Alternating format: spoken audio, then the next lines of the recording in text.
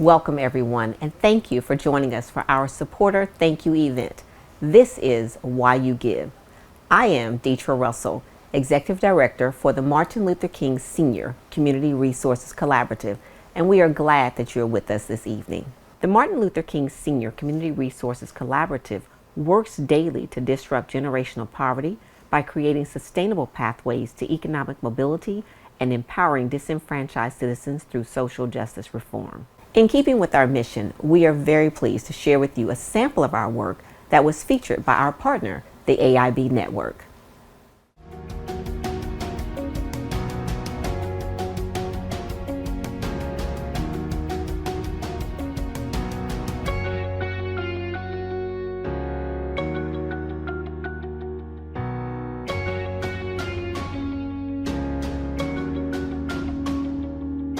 We basically work to disrupt generational poverty. We create sustainable pathways to economic mobility, and we empower disenfranchised citizens through social justice reform. Well, one of the things that drew me to the organization was the historic placement. Ebenezer Baptist Church is an amazing pillar in our community and nationally and internationally known. When they created this 501c3 to do something that got beyond charity and really moved to family empowerment. Really the vision of Reverend Joseph Roberts, who was the past pastor of Ebenezer Baptist Church, and our current pastor of Ebenezer Baptist Church, Raphael Warnock, expanded on that vision and implemented it. And so when we opened the doors in 2015, we had several collaborative founding partners, Ebenezer Baptist Church, Casey's Family Programs, Operation Hope, In Sorrow Foundation, and the Center for Working Families were our founding collaborative partners. Many people do not know Dr. King's father.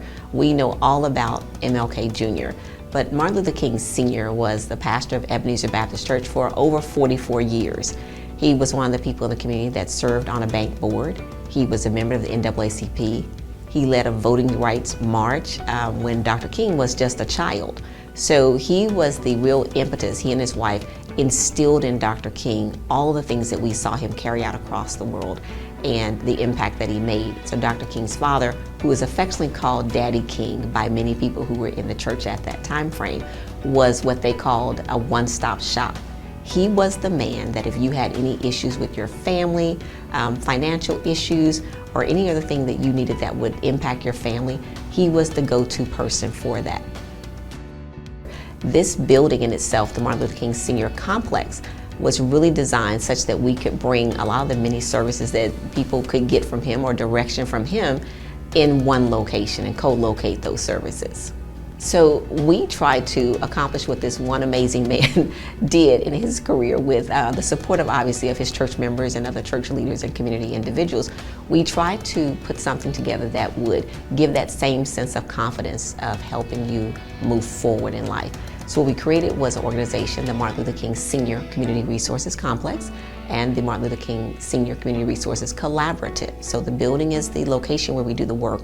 The collaborative is the entity that was set up and created to do this work. So we kind of take a holistic approach, person-centered approach, and look at their whole person because it can come with a lot of needs. Basically being that person that's in someone's corner and helping them go through all of their needs and kind of be that partner and all of that. If the main goal is for them to get a job, there could be a lot of other things that impact that. Sometimes it's childcare, sometimes it's having professional clothing, sometimes it is transportation, so MARTA cards, and it's basically my job to find those obstacles and remove them. That COVID year pretty much took us into a little new direction, whereas we have not been a stranger to emergency needs and emergency services. We pivoted a little bit away from our direct job placement and career support to really helping families avoid evictions, keep the lights on. You have children who were homeschooling and things of that nature, and so you needed to make sure lights were on, families were stable, People had a place to work for them. In a lot of places, many families were working remote. Obviously, education was remote. And so for us, we still toppled 3,000 people that we served last year, even during a pandemic. There's so many amazing organizations in Atlanta that help people a lot in their very specific areas. And so we partner with those organizations or refer them. And there's just so many resources out there. Each year we've partnered, we've done so many back to school events, our work with United Way. We worked very recently with Humana Healthcare to do a back to school event and food insecurity event at the top of the year for MLK Day of Service, because we realized families were at home. Their children were eating more food because they're at home eating lunch and they're not at school. And so a lot of things that we did was to support them. We provided them with even school supplies that they needed, like dry erase boards and things that allowed them to set up a learning center in their own home so they could have the things that they were used to at school, but the parents may not have set up or had the room or money. It's incumbent upon us that as we support them, we need to know what are their pain points. And we find out what their pain point is. We have to lend our voice when they feel voiceless. You often see the work, but very rarely do you get to see the driving force behind that great work. Today, we are excited that we have an amazing board of directors. They're very passionate and committed to the work that we do. And today, we are going to hear from a few of our members from our board of directors.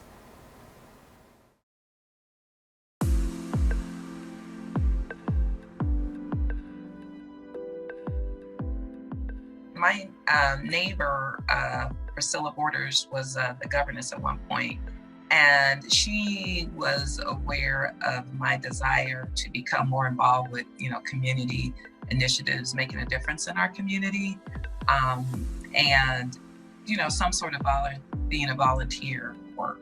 And she had mentioned that we had something that was really right here in our community, in our backyard, if you will.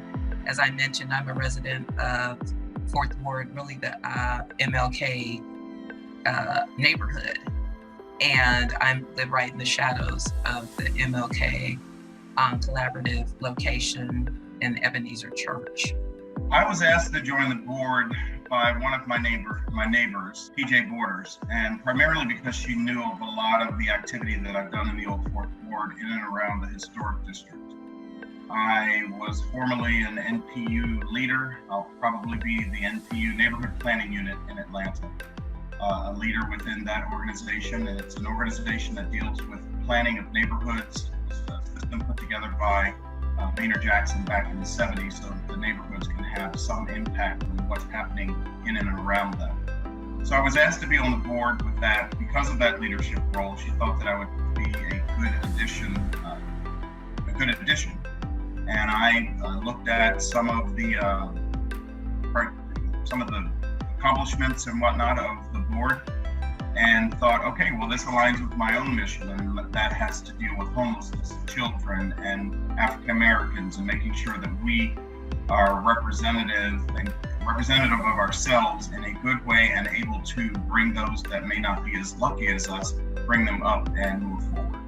I'm involved with this organization because it's a way to give back to the community. It's a means of helping others have some success in areas that I've had success in. So it's helping and giving back. The biggest thing for me is our ability and some of the activities that we have, the programs that we've had over the few years, where we've brought in families and to see the families change and experience and grow together. Those are the things that make being involved with the collaborative rewarding. Our mission is to help families develop the tools and the techniques that allow them to be successful in their lives. What the collaborative does on a daily basis, as I see it, is really impacting individuals who have specific needs, just kind of directly impacting that. Whether that's, as we all know, going through COVID, where that have been, eviction services to, prevent eviction, helping folks, find a way they need to vaccine for the during COVID, And then also just basic services, whether it be taxes or assistance with employment or job opportunities. Well, when you think about the collaborative, okay, the whole ideal is that we have a collaborative organization. We have partners, okay? And so you take a family, and within that family, they have a certain, they're a certain stage in their economic life, in their social life. And right now, there are programs all around the city, but each individual person, each individual family is left to their own demise to go pick and choose which ones and make sure they got the right one and that they got the right materials. Well, what we strive to do is to bring all of that in one place so we can be one-stop shop. And our ideal is to meet that family where they are, and in conjunction with our partners, our collaborating partners, to help them move upon what we call our journey to economic mobility. And that basically says, hey, we're gonna meet you where you are. If you need food, housing, clothing to start, that's where we wanna start. We wanna make sure you get there to begin with. The name collaborative is what helps and really gets those to understand what our mission is, and that is to bring together all of the resources to help with homelessness and education and financial stability and understanding and education, bring all of those resources that exist around Atlanta, in and around Atlanta together so that we can affect the population that needs them most. It's rewarding. You really are here seeing, being around what difference and the impact of what your organization is doing. When we see a family start to reach those levels, to start to reach goals, it's heartwarming. And it's not about us. It's not about us. It's really the excitement for that family, because we know all the hard work that they've put in, and to see them succeed after all of that hard work, it just builds that next level that I can do all things, you know. And so it's great. It's almost indescribable how one would feel watching it grow.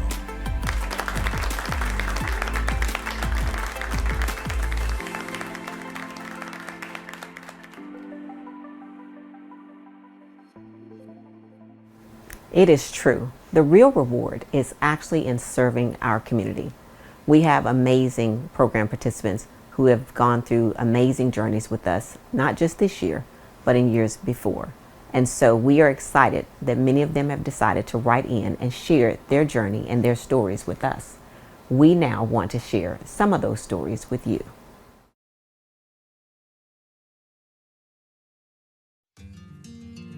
I first heard about MLK Senior Collaborative at my information technology class at TechBridge. Being at the course organized by the MLK Senior Collaborative, the Journey to Success program, I found it extremely useful and supportive of my career change, employment training, and career development. As a migrant and job seeker who arrived in the country during the COVID-19 pandemic, I researched how to reorient myself to the market workforce demands for months. Still, it wasn't close to what I learned from the course's distinguished lecturer, Dr. Tim Rose, who trained us on the subject and inspired me in many ways as an incredible soul.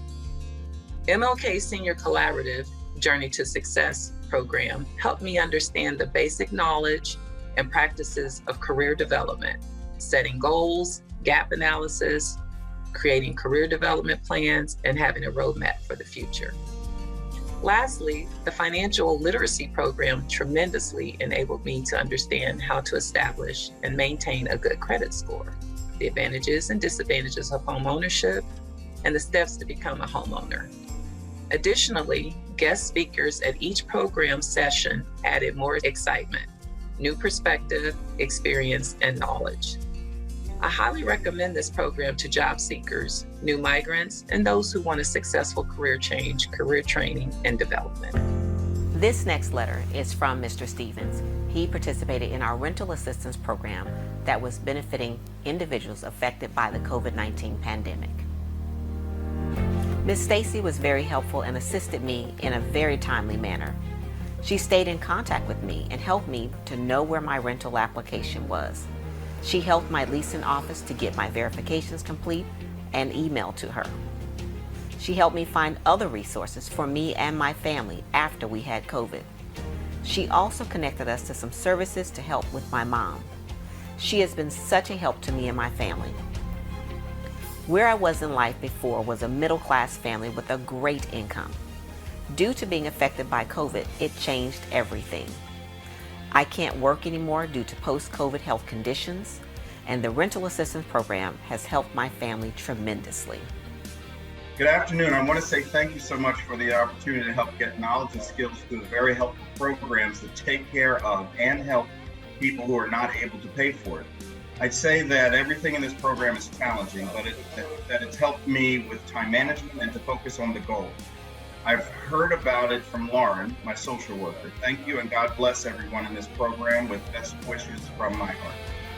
Ms. Stacy has been such a great help to me and my family for the last year. She has helped me and my family through the program and in the community. She connected us with community resources for my family and has come out and served at our apartment complex. She went to bat for me when I first applied for rental assistance to help me get my documents and to get approved. She has helped me with the applications and my recertifications. She has been very patient with me. She was very respectful and always had an encouraging word when we spoke. She answers my calls with a pleasant voice. She is a gem. As a senior who is still working and lost my job due to COVID and my unemployment stopped, this program has helped me and my family stay afloat.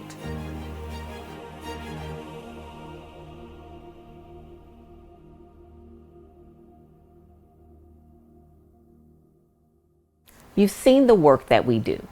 You have also heard from program participants in their own personal testimonials. You have witnessed our awesome board members. And this is why you give. Your donations support not only the work that you've seen today, but also the much needed work that is to come. We thank you for your support. Thank you for your support. The work that we do has had a profound effect on individuals, families, and communities here in Atlanta and around the nation. Because of your support, the Martin Luther King Senior Community Resources Collaborative has been able to extend its reach tremendously during the COVID-19 pandemic in 2021. We look forward to your continued support and new growth in 2022.